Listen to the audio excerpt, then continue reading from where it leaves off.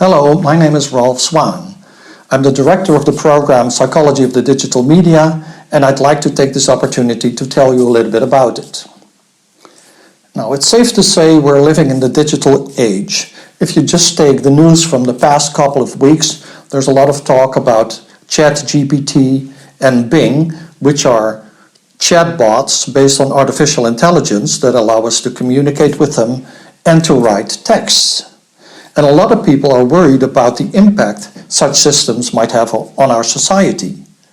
Well, this is exactly the sort of question we address in our program, Psychology of the Digital Media. So I'm taking chatbots here as a case in point to illustrate our master.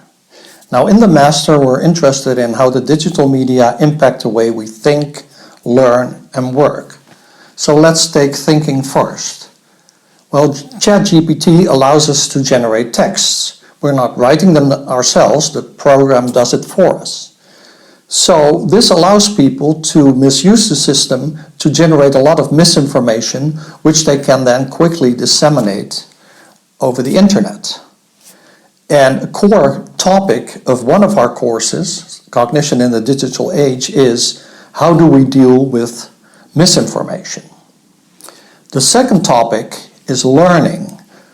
ChatGPT allows us to generate texts, so it allows students to generate texts. So they don't have to write papers anymore. ChatGPT does it for them.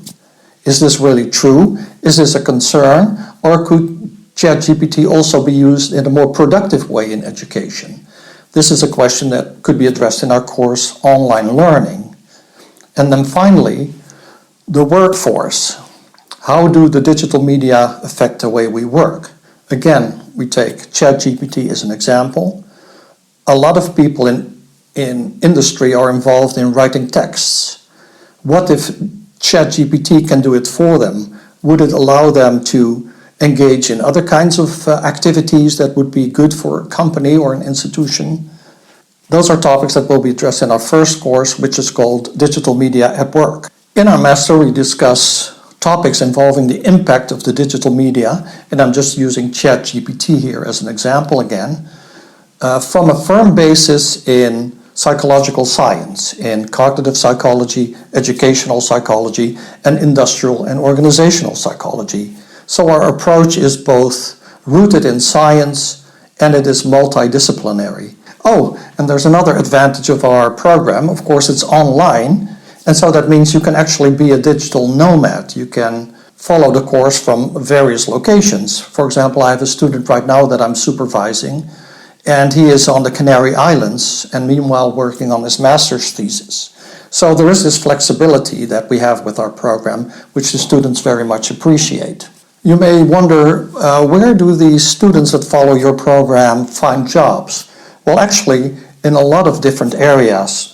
Some of our former students work in consulting, in data science, or they work in research or education, a variety of topics, and they've all found jobs. So to sum up, Psychology of the Digital Media is an exciting new master with a focus on society, but rooted in psychological science, which prepares students for a variety of jobs and allows for geographical flexibility. I hope you will find the content of our program interesting, and my colleagues and I hope to welcome you in the fall.